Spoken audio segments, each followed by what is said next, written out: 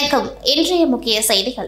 இந்தியாவின் இரும்பு மனிதர் சர்தார் வல்லபாய் பட்டேலின் 150வது பிறந்தநாள் தேசிய ஒற்றுமை தினமாக இன்று புதுச்சேரி கடற்கரை சாலையில் கொண்டாடப்பட்டது. செய்தி மற்றும் விளம்பரத்துறையின் சார்பில் நடைபெற்ற விழாவில் துணைநிலை ஆளுநர் கைலாஷ்நாதன், முதலமைச்சர் ரங்கசாமி, சபாநாயகர் செல்வம் மற்றும் அமைச்சர்கள், சட்டமன்ற உறுப்பினர்கள் கலந்து கொண்டு அலங்கரித்து வைக்கப்பட்டிருந்த வல்லபாய் பட்டேலின் உருவப்படத்திற்கு மலர் தூவி மரியாதை செலுத்தினர்.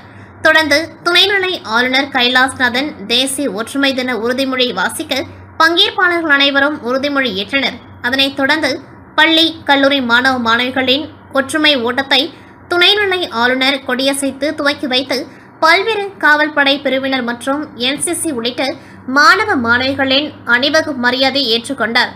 நிகழ்ச்சியில் முதலமைச்சர், உள்துறை அமைச்சர் நமச்சிவாயம், சட்டமன்ற உறுப்பினர் சாய்ஜி சரவணகுமார், தலைமை செயலர் சரத் சௌஹான், காவல்துறை தலைவர் AK சிங்லா, செய்தித்துறை முகமது ஹசன் அபேத், காவல்துறை துணைத் தலைவர் சத்யசுந்தரம் மற்றும் அதிகாரிகள் கலந்து கொண்டார்கள்.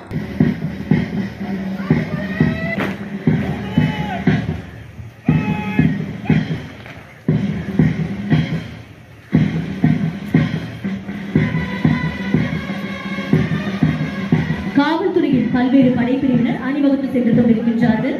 Armed police, traffic police, PAP உட்பட காவல்துறையின் பல்வேறு பிரிவினர் இதோ விழா அரங்கை நோக்கி அணிவகுத்து சென்று கொண்டிருக்கின்றார்கள். அவர்களைத் தொடர்ந்து இந்திய ரிசர்வ் பட்டாலியன் பிரிவினர்கள் விழா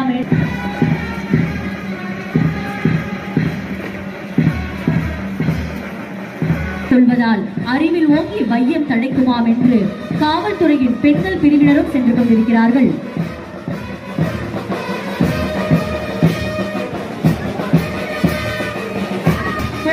Band unit.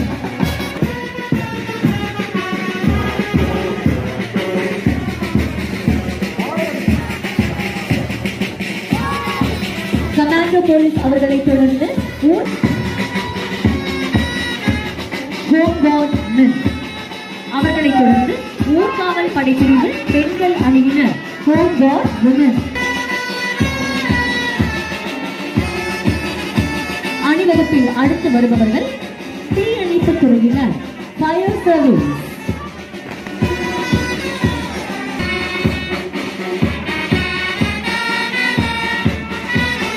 NCC army unit அவர்களை தொடர்ந்து NCC நேவல் யூனிட்.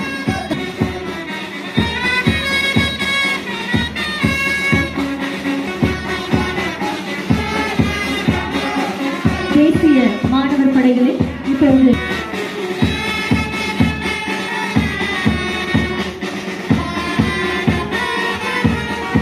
பல்வேறு படைப்பிரிவினரின் அணிவகுப்பு நிகழ்ச்சி இனிதே.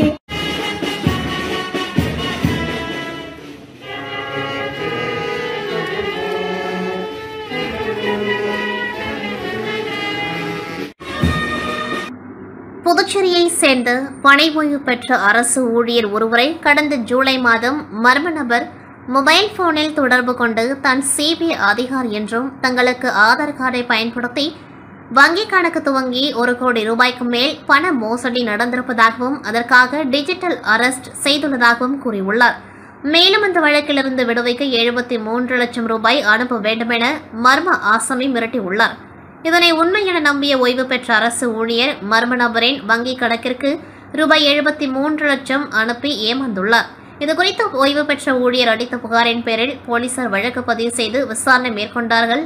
அதில் அரசு ஊழியர் அனுப்பிய பணத்தில் ரூபாய் 10 லட்சம் திருவள்ளுவர் மாவட்டம் மதுரப்பாக்கத்தை சேர்ந்த பீரகா வம்சி என்பவரின் வங்கி கணக்கிற்கு சென்றுள்ளது தெரியவந்ததை அடுத்து அவரை கைது செய்த போலீசார் அவரிடம் நடத்திய விசாரணையில் அடையாளம் தெரியாத நபர் வாட்ஸ்அப் மூலம் தொடர்பு கொண்டு வங்கி கணக்கு துவங்கி கொடுத்தால் அதற்கு கமிஷன் தருவதாக கூறியதாகவும் தன்னுடைய பெயரிலும் தனது மனைவியின் பெயரிலும் 2 வங்கி கணக்குகளை துவக்கி கொடுத்து அதற்காக தலா ரூபாய் ஒரு வங்கி கணக்கிற்கு ரூபாய் 15,000 வீதம் 30,000 கமிஷனாக பெற்றதாக தெரிவித்தார்.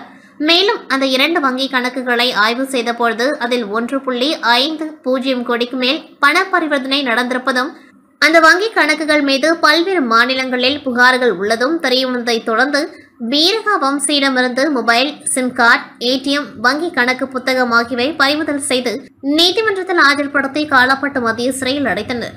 புதுச்சேரியில் சைபர் குற்றங்கள் நாளுக்கு நாள் அதிகரித்து வருகிறது. இணையவழி மோசடி கும்பல் பல்வேறு யுக்திகளை கையாண்டு பொதுமக்களிடையே பணத்தை மோசடியாக பறித்து வருகின்றன.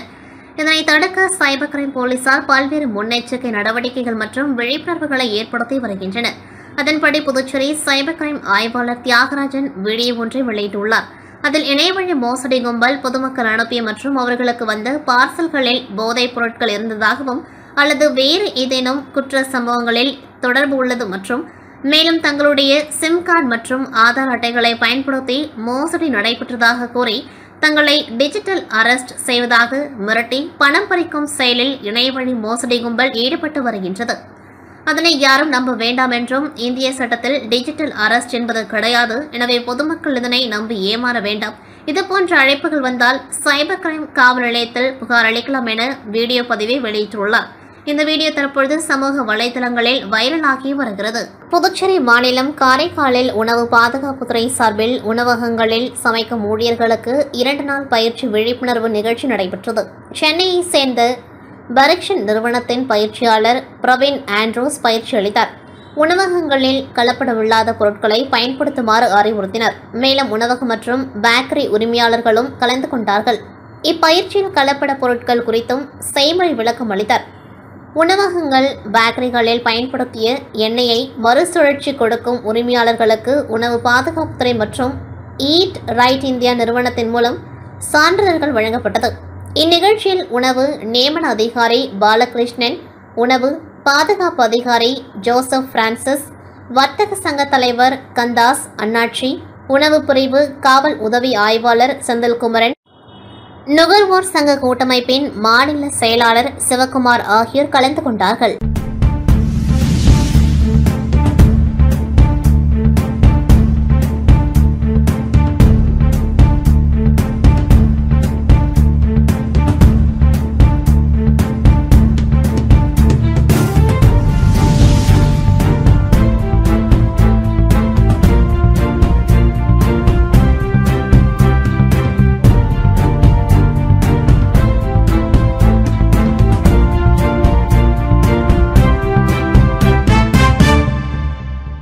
புதுச்சேரி திருவோணை தொகுதி வட்டார காங்கிரஸ் கமிட்டி சார்பாக குச்சிப்பாளையம் ரமேஷ் என்கிற மணிவேல் தலைமையில் வட்டார காங்கிரஸ் நிர்வாகிகள் முன்னிலையில் இந்திரா காந்தி நினைவு நாளை முன்னிட்டு துப்புரவு பணியாளர்கள் மற்றும் ஊர் பொதுமக்களுக்கு நலத்திட்ட உதவிகள் வழங்கும் நிகழ்வு நடைபெற்றது. இந்நிகழ்ச்சியில் 500க்கும் மேற்பட்டவர்களுக்கு அன்னதானமும் 500க்கும் மேற்பட்டவர்களுக்கு போர்வையும் வட்டார காங்கிரஸ் நிர்வாகிகள் முன்னிலையில் வழங்கினார்கள். மேலும் இந்நிகழ்ச்சியில் திருவோணை வட்டார காங்கிரஸ் நிர்வாகிகள் ஜெயபாலன், மணிமாறன், பாண்டுரங்கன், மணிபாலன், ரவி, திருமலை, அழகிரி, அமர்தலிங்கம், சத்யா, சக்திவேல், சதீஷ், சந்தோஷ், அய்யனார், வீரமுத்து, தேவன், பிரபாகரன் மற்றும் கிராம பொதுமக்கள் 500க்கும் மேற்பட்டோர் கலந்து கொண்டார்கள். புதுச்சேரி நகராட்சி அரியங்குப்பம் தொகுதிக்குட்பட்ட முருங்கப்பாக்கம் நாடார் வீதியில் சட்டமன்ற உறுப்பினர் மேம்பாட்டு நிதியிலிருந்து 14,65,000 ரூபாய் செலவில் யூ வடிவ வாய்க்கால் கட்டும் பணிக்கான பூமி பூஜை இன்று நடைபெற்றது. இதில் கலந்து கொண்ட தொகுதியின் சட்டமன்ற உறுப்பினர் பாஸ்கர் என்கிற தட்சிணாமூர்த்தி பூமி பூஜை செய்து கட்டுமான பணிகளை துவக்கி வைத்தார். இந்நிகழ்ச்சியில் புதுச்சேரி நகராட்சி ஆணையர் கந்தசாமி, செயற்பொறியாளர் சிவபாலன், உதவி பொறியாளர் வெங்கடாச்சலபதி, இளநிலை பொறியாளர் ஞானசேகரன் மற்றும் ஊர் பொதுமக்கள், தேசிய ஜனநாயக கூட்டணி கட்சியை சேர்ந்த நிர்வாகிகள் என அனைவரும் திரளாக கலந்து கொண்டார்கள். மறைந்த முன்னாள் பாரத பிரதமர் இந்திரா காந்தியின் 41வது நினைவு தினத்தை முன்னிட்டு அரியங்குப்பம் வட்டார காங்கிரஸ் சார்பில் காங்கிரஸ் பொதுச் செயலாளர் சங்கர் தலைமையில் வட்டார காங்கிரஸ் தலைவர் ஐயப்பன் முன்னிலையில் அரியங்குப்பம் பிரம்மன் சதுக்கம் அருகே அலங்கரித்து வைக்கப்பட்டிருந்த அம்மையரது திருவுருவப் படத்திற்கு மாலை அணிவித்து மலர் தூவி அஞ்சலி செலுத்தப்பட்டது. மேலும் இந்நிகழ்வில் வர்த்தக பிரிவு தலைவர் செந்தில்குமார், மகளிரணி துணைத் தலைவி பொன்னி சுப்ராயன், வட்டார காங்கிரஸ் துணைத் தலைவர் சந்திரன், மீனவர் அணி தலைவர் வாசு, ரத்தினவேலு, சண்முக சுந்தரம், கஜேந்திரன், வேலவன் உள்ளிட்ட ஏராளமான காங்கிரஸ் கட்சி நிர்வாகிகள் இந்நிகழ்ச்சியில் கலந்து கொண்டு மலர் தூவி அஞ்சலி செலுத்தினர். புதுச்சேரி மாநில நகராட்சி மற்றும் கொம்யூன் பஞ்சாயத்து ஊழியர்களின் நீண்டகால கோரிக்கையான 7வது ஊதியக்குழு பரிந்துரைப்படி 1/1/2016 முதல் 1/10/2018 வரைக்கான 33 மாத நிலுவைத் தொகையை வழங்க வேண்டும் என்ற கோரிக்கையை வலியுறுத்தி மாநிலம் தழுவிய அளவில் கடந்த 2024ஆம் ஆண்டு மற்றும் 13/8/2025 அன்று முதல் தொடர் போராட்டம் 11 நாட்கள் நடத்தப்பட்டதன் விளைவாக முதலமைச்சர் கொடுத்த வாக்குறுதியின்படி ஊழியர்களுக்கு 7வது ஊதியக்குழு அரசாணையை முதலமைச்சர் ரங்கசாமி சட்டப்பேரவையில் வழங்கினார். நிகழ்ச்சியில் சட்டப்பேரவைத் தலைவர் செல்வம், உள்ளாட்சித்துறை அதிகாரிகள் கலந்து கொண்டார்கள். இதற்கு நடவடிக்கை மேற்கொண்ட துணைநிலை ஆளுநர், தலைமை செயலர், அனைத்து அமைச்சர்களுக்கும் உள்ளாட்சித்துறை செயலர், நிதித்துறை செயலர், நிர்வாகத்துறை செயலர், சார்பு செயலர்கள், உள்ளாட்சித்துறை இயக்குனர், துணை இயக்குனர் MA, துணை இயக்குனர் RT அவர்களுக்கும் மற்றும் போராட்டத்திற்கு ஆதரவு அளித்த சட்டமன்ற உறுப்பினர்களுக்கும் அரசு ஊழியர் சம்மேளனம், INTUC, AITUC, அரசு ஊழியர் கூட்டமைப்பு, மாநில நிர்வாகிகளுக்கும் கூட்டு போராட்டக் குழு சார்பாக நன்றிகளை தெரிவித்துக் கொள்வதாக ஊழியர்கள் கூறினர். புதுச்சேரி மாநிலத்தில் இந்திய தேர்தல் ஆணையத்தின் வாக்காளர் சிறப்பு திருத்தம் நடைமுறைப்படுத்த கூடாதென்று வலியுறுத்தி துணை தலைமை தேர்தல் அதிகாரி அவர்களிடம் நாம் தமிழர் கட்சியினர் கோரிக்கை மனுவினை வழங்கினார்கள். இந்திய தேர்தல் ஆணையம் வாக்காளர் சிறப்பு திருத்தம் SIR என்கின்ற நடைமுறையின் தேர்தல் நடைபெறவுள்ள மாநிலங்களில் அவசர கதியில் லட்சக்கணக்கான வாக்காளர்கள் நீக்குவதும் லட்சக்கணக்கான புதிய வாக்காளர்களை சேர்ப்பதும் மக்களாட்சி முறையை கேலிக்கூத்தாக்கும் கொடுஞ்செயலாகும். 2026 ஆண்டு புதுச்சேரி மாநிலத்தில் சட்டப்பேரவை தேர்தல் நடைபெறவுள்ள சூழலில் இந்திய தேர்தல் ஆணையம் வாக்காளர் சிறப்பு திருத்தம் SIR நடைமுறைப்படுத்துவதனை நாம் தமிழர் கட்சி ஆட்சேபனை செய்கின்றது.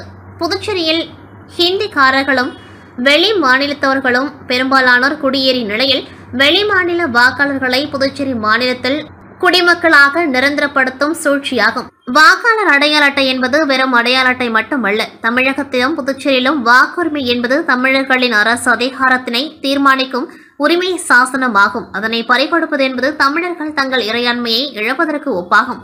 வாக்காளர் சிறப்பு திருத்தம் நடைமுறைப்படுத்தினால் புதுச்சேரி மாநிலத்தின் வரலாற்றினை, தனித்தன்மையும், மண்ணின் மைந்தர்கள் உரிமைகளையும் இழக்க நேரிடும் என்பதனை நாம் தமிழர் கட்சி வலியுறுத்துவதோடு புதுச்சேரி மாநிலத்தில் பெரும்பான்மையான தமிழர்களின் உரிமைகளை பாதுகாக்கும் விதமாக வாக்காளர் சிறப்பு திருத்தம் நடைமுறையினை உடனே கைவிட வேண்டும். எக்காரணம் கொண்டும் வெளி மாநிலத்தவர்களுக்கு புதுச்சேரியில் வாக்குரிமை வழங்கக்கூடாது என்கின்ற கோரிக்கை மனுவினை புதுச்சேரி உதவி தலைமை தேர்தல் அதிகாரி அவர்களிடம் நாம் தமிழர் கட்சியினர் கோரிக்கை மனு வழங்கினார்கள். இந்நிகழ்வில் புதுச்சேரி நாம் தமிழர் கட்சி துணைத் தலைவர் கௌரி மற்றும் நாம் தமிழர் கட்சி நிர்வாகிகள் ரமேஷ், இளங்கோ, தமிழரசி, காமராஜ், அமுதன், பாலா, முனியாண்டி, ராஜ்குமார், பாலாஜி, சங்கர், பாலன், ரவீந்திரன், வினோத், ஆறுமுகம், காளிதாஸ், பிரியன் குமரன், சுந்தர வடிவேல், முகுந்தன், ராஜ்கமல், வில்லியனூர் வீராசாமி, தானி ஓட்டுநர் ஆனந்த் அனைவரும் பங்கேற்றனர். புதுச்சேரி அடுத்த நோனாங்குப்பம் பேட் பகுதியில் குடிசை வீடுகளில் வசிக்கும் ஏழை எளிய மக்கள் வசிக்கும் வீடுகளில் மழைநீர் ஒழுகுவதால் கடுமையான சிரமத்திற்கு ஆளாகி வந்தனர். அவர்களின் சிரமங்களை அறிந்த புதுச்சேரி ரமா அறக்கட்டளை நிறுவன தலைவர் விக்கி என்கின்ற ராஜகணபதி ஏழை எளிய 20க்கும் மேற்பட்ட குடும்பங்களுக்கு இலவசமாக தார்பை வழங்க முடிவு செய்து அதற்கான நிகழ்ச்சி நேற்று நடைபெற்றது. இதில் நோனாங்குப்பம் பேட் பகுதியில் வசிக்கும் 20க்கும் மேற்பட்ட குடும்பங்களுக்கு நேரில் சென்று இலவசமாக தார்பாய்களை விக்கி வழங்கினர். இந்த நிகழ்ச்சியில் நோனாங்குப்பத்தை சேர்ந்த அய்யனார், வீரப்பன், சரண் உள்ளிட்ட அந்த பகுதி இளைஞர்கள், பொதுமக்கள் என அனைவரும் திரளாக கலந்து கொண்டார்கள். நிகழ்ச்சிக்கான ஏற்பாடுகளை தினேஷ் செய்திருந்தார். இத்துடன் செய்திகள் நிறைவடைகின்றது. நன்றி, வணக்கம்.